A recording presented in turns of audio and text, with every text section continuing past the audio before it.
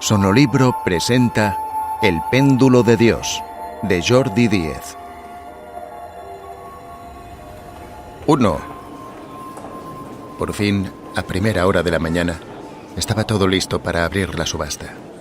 Llegué el primero al Hotel Ars, me identifiqué en el mostrador del lobby con un nombre escogido para el momento y subí a la habitación, solo. Habían reservado una suite en el mítico hotel para dificultar la identificación en caso de que algo no saliese como estaba previsto. Comprobé el número de la habitación en la placa junto a la puerta. Eché un vistazo a los pasillos y cuando estuve seguro de que no me había seguido nadie, introduje la tarjeta magnética en la ranura.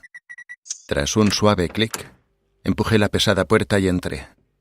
Una fría lámpara de diseño iluminó el pasillo hasta la sala principal, lo crucé y dejé el par de maletines con los equipos en el suelo de madera. Observé la sala, grande, con dos puertas entornadas, supuse que una del baño y la otra del dormitorio, y una gran cristalera frontal cubierta por una cortina opaca. La descorrí, y la visión infinita del mar Mediterráneo, por primera vez en las últimas 48 horas, calmó un poco mis nervios. Saqué mi ordenador del maletín, lo coloqué en una de las mesas del escritorio y realicé los ajustes requeridos para conectarme a la red inalámbrica del hotel. Tras teclear las claves necesarias, el icono de un candado minúsculo en la pantalla del ordenador me confirmó la conexión segura. Entonces, saqué un segundo monitor del otro maletín, lo conecté como periférico a mi ordenador y lo puse sobre una mesa lateral frente a la que situé un par de butacas para que los dos invitados, que me habían prometido que asistirían, pudieran seguir la subasta sin subirse a mis espaldas. Había necesitado casi toda la noche para vincular las fotografías, los textos y los precios del catálogo a la base de datos que me había dejado Franca Martí, pero ahora ya estaba todo listo. Aproveché que todavía tenía casi 2 horas de margen hasta las 12 del mediodía, cuando todo comenzaría en serio, y me serví un pequeño desayuno del generoso minibar. Cuando tomaba el último sorbo de zumo, llamaron a la puerta. Abrí y entraron el padre Carlas, que quizá no fuese ni padre ni Carlas, y de quien estaba seguro de que utilizaba un nombre falso, el señor Navarro. Les di la bienvenida. Faltaba poco más de 1 hora para el inicio de la subasta, y la conversación se mantuvo apartada del tema hasta 30 minutos antes de la hora de apertura. Entonces, contesté algunas preguntas en relación con la preparación y les mostré por encima cuál sería el procedimiento de los pagos, las pujas y los abandonos, si es que estos últimos se producían.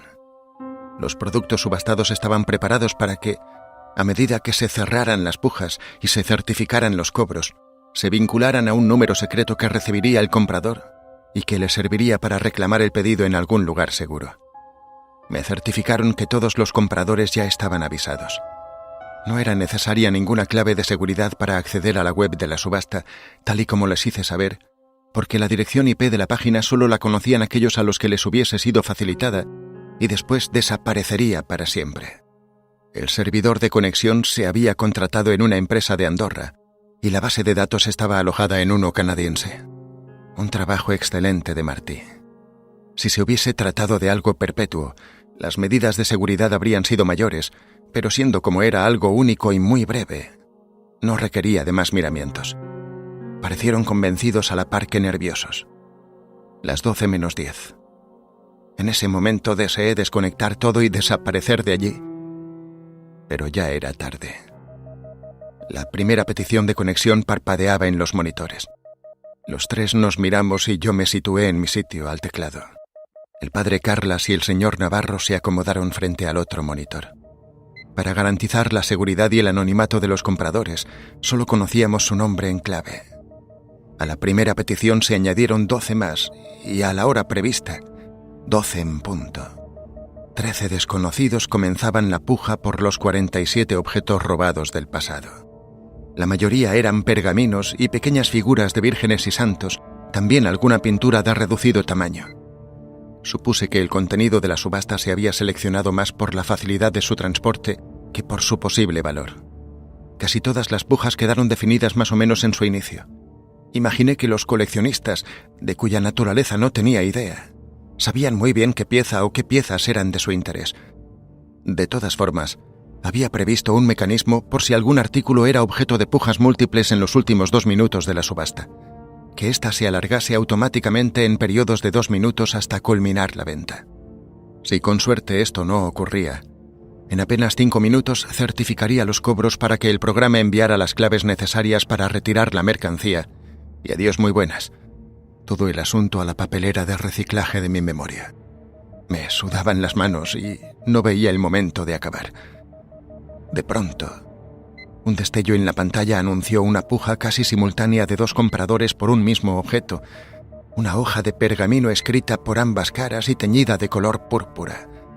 La fotografía, reducida a menos de 1 centímetro en la pantalla, dejaba entrever una hoja antigua con miniaturas dibujadas en los márgenes. El primer comprador, que se identificó como Capilus, ofertó 100.000 euros de salida por el documento. Miré de reojo a mis 2 compañeros de habitación y los vi tensos, aferrados a los brazos de la silla, las puntas de sus dedos blancas por la presión contra la madera acolchada y sus frentes perladas por pequeñas gotas de sudor. De las otras piezas, la que más valor había alcanzado apenas llegaba a los 15.000 euros, una talla de la Virgen con el Niño hecha en madera policromada, de unos 40 centímetros de altura y datada del año 1566. Pero 100.000 euros era demasiado. Todavía nos estábamos reponiendo de la cifra cuando el otro, que se había identificado como Conversum, hizo la puja que al final resultó definitiva. 1.000.000 de euros. 2 minutos más tarde, la página se desconectó y la dirección IP, así como los datos de todos los participantes, se borró automáticamente del servidor. Tan solo la ventana conectada a Suiza permaneció activa, con un saldo parpadeante de 1.337.000 euros. El señor Navarro se levantó, sopló y antes de salir de la habitación se enganchó el teléfono móvil a la oreja. La camisa se le había pegado a la espalda por el sudor y los pantalones le caían de manera ridícula hasta la mitad de los glúteos. El padre lo siguió con la mirada antes de desviarla hacia mí, más sereno que su compañero, y me preguntó si necesitaba ayuda para desconectar y recoger los equipos. Le agradecí el ofrecimiento, pero lo decliné. Lo único que deseaba era que se marcharan lo antes posible. Me dio la mano y salió.